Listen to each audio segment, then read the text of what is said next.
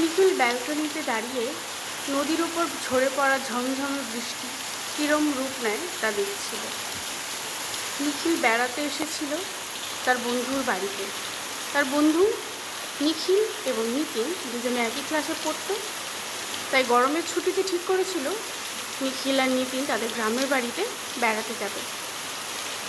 তখন নিখিল বলে উঠল, নিতিন, বেশিক্ষণ কিন্তু ওই ব্যালকনিতে দাঁড়াস না, ঠাম্মি বলেছে রাতের বেলায় ওই ব্যালকনিতে নদীর দিকে তাকিয়ে দাঁড়াতে নেই। নিখিলের অদ্ভুত মনে হলো, কেন, কি হয়েছে, দাঁড়ালে কি হবে? এই কথার কোনো জবাব সে দিতে পারল না।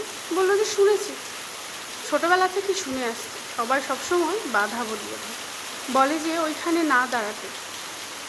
কী সেই রহস্য যার জন্য তারা কেউ রাতের বেলা নদীর দিকে তাকায় না?